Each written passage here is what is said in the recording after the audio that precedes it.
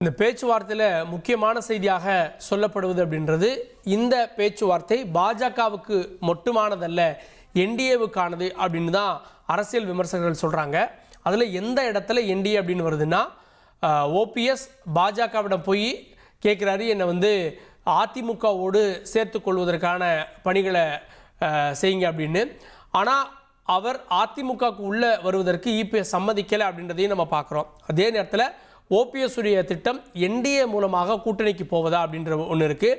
TTV Dinakaran கடந்த தேர்தலில் அதுக்கு தயாராக இருந்தார். 2021 இதே லீலா பேலஸ் ஹோட்டலில் திரு அமித்ஷா சொன்னார், தினகரனை உள்ளே சேர்த்துக்கிட்டால் பல தொகுதிகளில் வெற்றி வாய்ப்பு அதிகரிக்க வாய்ப்பு இருக்கும் அப்படின்னு. ஆனால் அதை அன்றைக்கு இபிஎஸ் மறுத்தார் அப்படின்றது பாஜக தலைவர்கள் சொன்னதும் ஓபிஎஸ் சொன்னதும் இதே தகவல் தான். இப்போது தினகரன் இந்த கூட்டணி அமைக்கப்பட்டப்போ தயாராக இருந்தார்.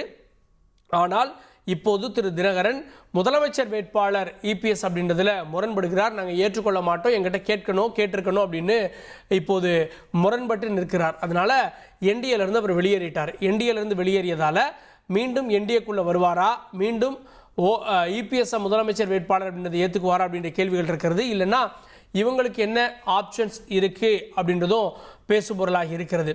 இவங்க இப்போ 2 பேரும் மட்டும் தனித்து நிற்க முடியுமா, இல்லை விஜயோடு போவாங்களா? ஏன்னா திரு செங்கோட்டையன் ஏற்கனவே விஜயோடு போய்விட்டார். செங்கோட்டையன் போயிருப்பதன் மூலமாக இந்த இருவரும் செல்வார்களா? இந்த இருவரும் சென்றார்கள் அப்படின்னா அதிமுகவிலிருந்து பெரும்பாலான ஓட்டுகள் அந்த பக்கம் கொண்டு போவதற்கான முயற்சிகள் நடக்கிறதான்ற கேள்வியும் எழும். அடுத்த நடவடிக்கைகள் என்னன்றதை நம்ம பார்க்கலாம். தொடர்ந்து பத்திரிகையாளர் திரு ஜுபேர் இணைகிறார். ஜுபேர், இந்த பேச்சுவார்த்தை எப்படி பார்க்குறீங்க? பாஜகவுடைய டிமாண்ட் என்னவா இருக்கும்? இபிஎஸ் எத்தனை இடங்களுக்கு ஒத்துக்கொள்வார்னு நினைக்கிறீங்க? இல்ல, அதிமுக தேசிய ஜனநாயக கூட்டணி, அதிமுக பாஜக தேசிய ஜனநாயக கூட்டணியை பொறுத்த வரைக்கும் இதுவரைக்கும் எந்த கட்சியும் முன்னும் உறுதிப்படுத்தாமல் தான் இருக்கு. அதிமுக பாஜக மட்டும்தான். இந்த பியூஷ் கோயலுடைய வருகையை தொடர்ந்து அதற்கு சார்ந்து மற்ற கூட்டணி கட்சிகளோட பேச்சுவார்த்தை நடத்துறாரா அப்படிங்கிறது இன்னைக்கு ஈவினிங் தான் தெரியும். ஆனா குறைந்தபட்சம் 40 தொகுதிகளுக்கு மேல் கேட்பதாகத்தான் செய்தி இருக்கு. அதை இன்று உறுதிப்படுத்தப்படும் அப்படிங்கிறாங்க. அந்த தொகுதி இன்று முடிவு செய்யப்படும். எந்த தொகுதி எத்தனை தொகுதி அப்படிங்கிறத இன்று முடிவு செய்யப்பட்டு விடும் அப்படிங்கறதுதான் வரக்கூடிய செய்தியாக இருக்கு.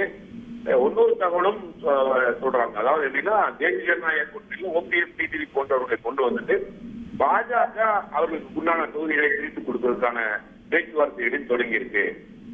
சமீபத்தில் கூட டிடிவி தினகரன் டெல்லி சென்று சந்தித்ததாகவும் ஒரு செய்தி இருக்கு. அப்படிங்கும் போது இந்த பியூஷ் கோயலினுடைய வருகை ஒரு முக்கியமான விஷயமாக தான் பார்க்கப்படுது. அதே மாதிரி 40 தொகுதிகளுக்கு மேல் அவர்கள் கேட்கப்படுவதற்கான வாய்ப்பு இருக்கு. இன்னும் உறுதி செய்யப்படும் அப்படிங்கிறாங்க. இந்த தொகுதி எத்தனை தொகுதி, எந்தெந்த தொகுதி அப்படிங்கறதை இன்று உறுதி செய்து விடுவார்கள் அப்படிங்கிற மாதிரி தான் தெரியுது. பட் அதுல தினகரனையோ ஓபிஎஸ்ஸையோ சேர்த்துக் கொள்வதில் தயக்கம் இருக்கு அதிமுகவுக்கு அப்படின்ற விஷயங்களை இன்னும் சொல்றாங்களே, அதை திரு பியூஷ் கோயல் எந்த அளவுக்கு வலியுறுத்துவார்னு நினைக்கிறீங்க? இல்ல, கண்டிப்பாக இந்த ஒன்றிணையாமல் அவர்கள் வெற்றி வாய்ப்பு என்பது பெருசாக இருக்காது. ஏன்னா விஜயினுடைய ஃபேக்டருங்கிறது அவங்களுடைய இந்த கூட்டணி கணக்குகளை கண்டிப்பாக மறுபட்ஜெட்டில் செய்யக்கூடிய இடத்துக்கு வருவாங்க. ஏன்னா விஜய் பிரிக்கக்கூடிய வாக்குகள் பெரும்பாலும் அதிமுக வாக்குகளும் அதுல தெரிய போகுது. ஏன்னா அவர் திமுக எதிர்ப்பை அதிமுகவை விட வேகமா இவர் தான் நீங்க காமிச்சிட்டு இருக்கிறார். அப்படிங்கும் போது கண்டிப்பாக அதிமுக வாக்குகளை விஜய் பிரிப்பார் அப்படிங்கிறது பாஜகவுக்கும் தெரியும், அதிமுகவுக்கும் தெரியும். அப்ப இன்னொரு குழுவாக ஓபிஎஸ் டிடிவி வெளியில போனப்ப இன்னும் பலகீனமாக ஆகும் அப்படிங்கறதை கணக்கு பார்ப்பாங்க. அப்படிங்கும்போது அவர்களை சமாதானம் பண்ணி உள்ள கொண்டு வரக்கூடிய வேலையை தான் செய்வாங்க. அதே நேரத்தில் இது எப்படி ஜெல்லாகி இவங்க டிராவல் பண்ண போறாங்க அப்படிங்கிறதும் தெரியல. எடப்பாடி பழனிசாமி முதலமைச்சராக முன்னிறுத்தி பிரச்சாரத்தை மேற்கொள்வாரா டிடிவியோ ஓபிஎஸ்ஓ அப்படிங்கிறது ஒரு கேள்வி. அதற்கு பிறகு அமமுகவை சேர்ந்தவர்களை அதிமுக காரர்கள் ஏற்றுக்கொள்வார்கள் ஒரு குழப்பமும் இருக்கு. ஆனா இது ஒரு பெரிய சிக்கல் தான் இருக்கு. இப்ப அந்த சிக்கலினுடைய முதல் கட்டமாக தீர்ப்பதாக தான் இப்ப பியூஷ் கோயல் வந்திருக்காரு. அடுத்த கட்டமாக தான் அமித்ஷா வர்றதாக ஒரு தகவல் இருக்கு. முதலில் பேச்சுவார்த்தையை முதல் கட்ட பேச்சுவார்த்தையை முடிச்சு அப்படிங்கிறதாக தான் இவரு வந்திருக்கிறதாக பார்க்கப்படுது. எப்படியா இருந்தாலும் தேசிய ஜனநாயக கூட்டணிங்கிறது ஒரு சிக்கலான சூழ்நிலை தான் இப்போதைக்கு இருக்கு. நன்றி திரு ஜுபேர், உங்களுடைய பார்வைகளை பதிவு செய்ததற்கு நன்றி. இனி செல்லும் இடமெல்லாம் செய்தி.